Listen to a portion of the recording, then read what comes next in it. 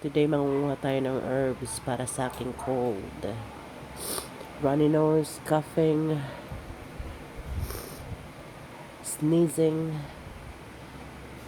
So, gagamit tayo ng dill, rosemary,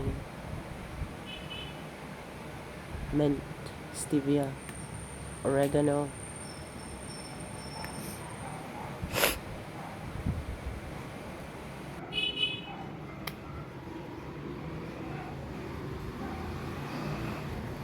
Mint.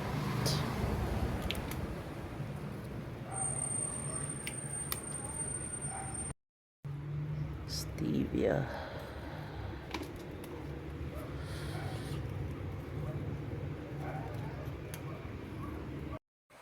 Dudurugin natin siya gamit ang baso.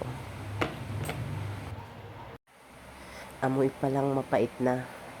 Kaya nung bata tayo, pag meron tayong sakit, ayaw na ayaw ko nito. Marami-rami po yung nakuha nating katas. Then, ihiwalay po natin yung dahon. Nagbukas po tayo ng kamay. Then, gumamit po ako ng makapal na tissues filter. Pero mas safe po kung gumamit po kayo ng coffee filter. Naglagay rin po ako ng honey.